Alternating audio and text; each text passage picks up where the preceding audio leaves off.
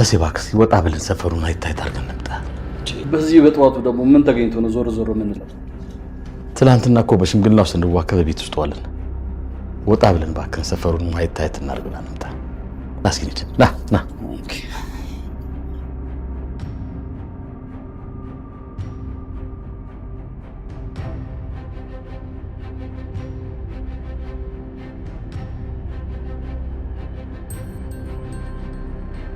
ቆይ ሰዓቱ እየረፈደ እኮ ነው።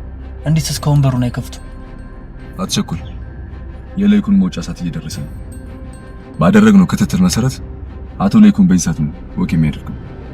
መኪናውም እዚህ ውጭ እንደቆመች ናት።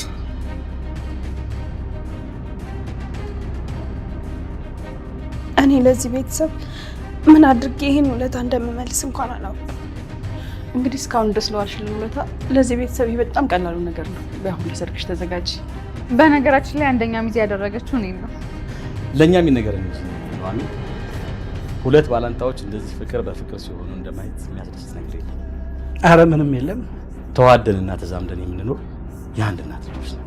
እስኪ አሁን ባቂ ማጨረስ እስኪ አንድ በእርግጥ ይሄ ቤተሰብ አንዴ አርብን አንዴ ደግሞ ትንሳኤን እያየን እዚህ የደረሰው። አሁን እንግዲህ ይኸው ትንሳኤያችንን እያየን ነው። የነገን ደግሞ እሱ ፈጣሪ ያውቃል። እንዴ ታዲያ አሁን ለምንድን ነው ደስታችንን ማናረግ?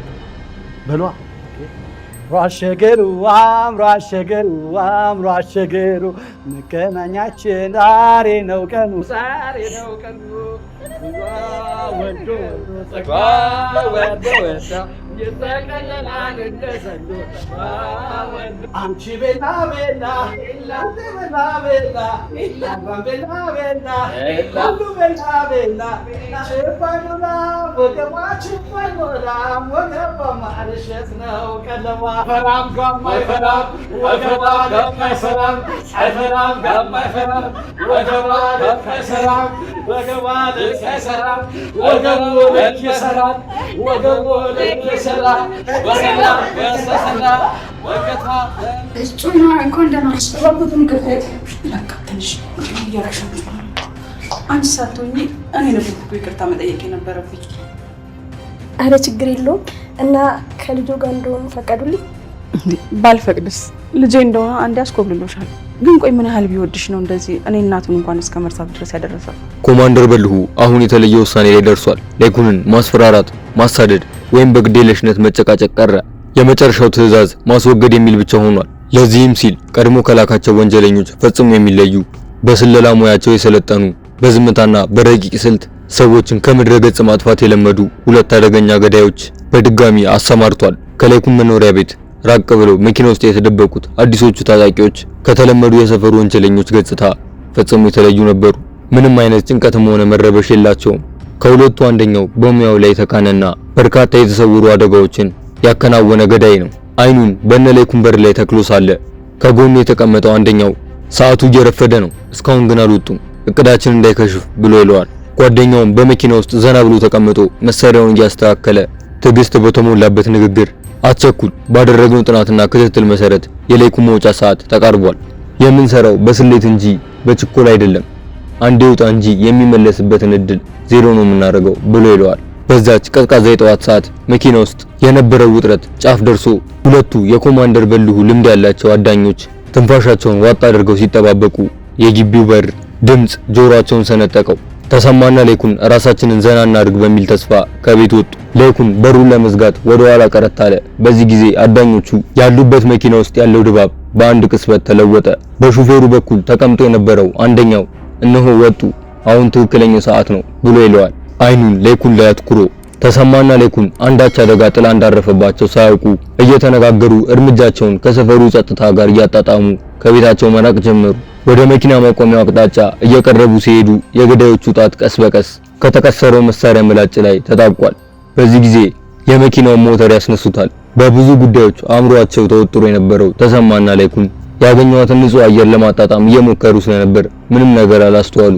ይህ ሁሉ የሆነው ለይኩንና ተሰማ ከዚያ ሁሉ ውጥረት በኋላ ከፊታቸው ያለውን ሌላ ትልቅ ምዕራፍ ተደቅኖባቸው ስለነበር ነው።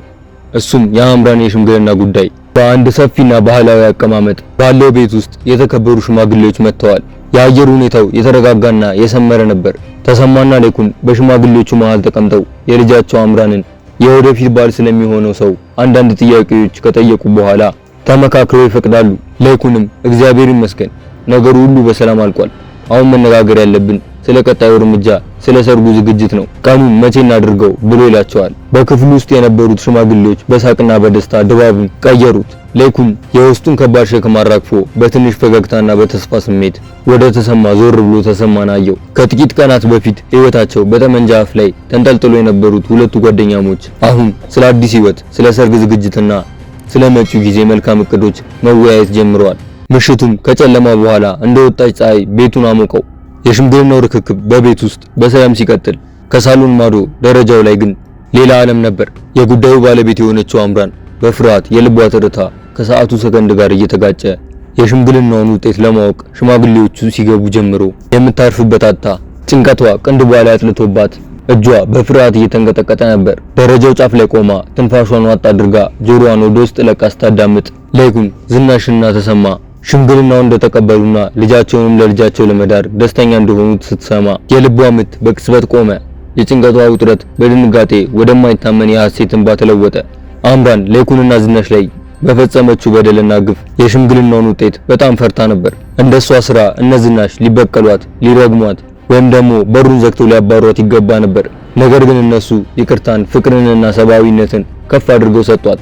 ይህ የቸርነት ድርጊት ከማንኛውም ቅጣት በላይ ልቧን ሰበረው። በደሏንና እነሱ የሰጧትን ክብር ስታስተያይ ጉልበቷ ከዳት። ምን ማለት እንዳለባት ግራ ገባት።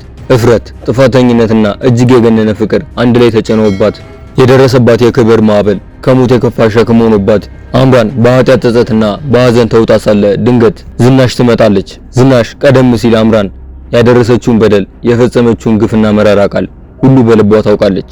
ነገር ግን በዝናሽ ፊት ላይ ሲታይ የነበረው ነገር ቁጣ ወይም በቀል አይደለም፣ ጥልቅ የሆነ የእናትነት ርህራሄ ነበር። አምራን ዝናሽን ስታያት መሬት ተከፍታ የገባች ያህል አፈረች። እየተርበተበተች እናቴ ዝኑ፣ ምን ማለት እንዳለብኝ አላውቅም። እናንተ ያደረጋችሁልኝ ነገር ማንም አያደርግልኝም። ወጌን ስላሳያችሁኝ እጅግ በጣም አመሰግናችኋለሁ ብላ ትላታለች። የፍቅርና የርህራሄ ተምሳሌት የሆነችው ዝናሽም አምራን እዚህ ምን ትሰሪያለሽ? ሽማግሌዎቹ እንዳያዩሽ በይ ቶሎ ወደ ውስጥ ግቢ ብላ ትላታለች። የዝናሽ ቃላት እንደ ማዕበል የሚንገላተውን የአምራንን ልብ በድንገት አረጋጋው። ከበደለቻት ሰው ከንፈር እንዲህ ያለ የይቅርታና የርህራሄ ቃል ስተነፍስ መስማት ለአምራን ከማንኛውም ቅጣት በላይ ከብዷት እሺ ብላ ተሯሩጠው ወደ ላይ ይመለሳሉ። ለአምራን የሽምግልና ፕሮግራም በጣም የምትወዳት የአምራን ጓደኛ የሆነችው ጩናም ተገኝታለች። ጩና ወደ ቤት እንደመጣች እየሮጠች የዝናሽ እግር ላይ ትወድቃለች። ወዲያውኑ ይቅርታ አድርጉልኝ ብላ ትላለች። ዝናሽም ከእግሯ ላይ ካስነሳቻት በኋላ አንቺ ምን አደረግሽ? ባይሆን እኔ ነኝ ይቅርታ መጠየቅ ያለብኝ ብላ ትላታለች። ጩናም አይኖቿን መሬት ላይ ተክላ በአክብሮት እየተንቀጠቀጠች ከዳግም ጎን ትቆምና እኔ ባለፉት ጊዜያት ብዙ ጥፋቶች አጥፍቻለሁ። በየሰፈሩ የፈጸምኩት በደል ቀላል አይደለም። አሁን ግን የራሴን ስህተቶች ተረድቻለሁ እና እባክዎትን ከልጅ ዳግም ጋር እንደሆን ይፍቀዱልኝ ብላ ትላለች። የይቅርታ እናት የሆነችው ዝናሽም ባልፈቅድስ ልጄ እንደሆነ አንዴ አስኮብልሎሻል፣ ግን ምን ያህል ቢወድሽ ነው እንደዚህ የገዛ እናቱን እንኳን እስከሚረሳ ያደረግሽው? ለማንኛውም ግን እኔ ክፉ እናት ሆኜ አይደለም ብላ ትላታለች። ዳግምም ቀበሊልና ስለተቀበልሽን እናመሰግናለን፣ ደግሞ ምንም ነገር ብታደርጊ ለኛ ብለሽ እንደሆነ ይገባናል። ለማንኛውም እንኳን ለዛሬዋ ቀን አደረሰሽ፣ ሌላኛዋ ልጅሽን ልትድሪ ነው። ታዲያ የኔና የኤሚስ መቼ ነው ብሎ ይላታል። ኤሚም ምን ጥያቄ አለው? በቅርቡ ነዋ። ለማንኛውም አሁን የኛን የሰርግ ቀን የምንወስድበት ሳይሆን የአምራን ዝግጅት ነው። በሉ አሁን አትቁሙ እንጨፍር ብላትልና በደስታ እየዘመሩ መጨፈር ይጀምራሉ። በቀጣይ ክፍል ምን የሚፈጠር ይመስላችኋል? ሐሳብ አስተያየታችሁን ኮሜንት ላይ አጋሩ። ቀጣዩ ክፍል በፍጥነት እንዲደርሳችሁ ቻናሉን ሰብስክራይብ በማድረግ የደወል ምልክቷን ይጫኑ። እንዲሁም ቪዲዮውን ላይክ፣ ሼር በማድረግ ለሌሎች እንዲደርስ ያጋሩ። በቀጣይ ክፍል እስክንገናኝ እስከዛው ሰላም ቆዩ።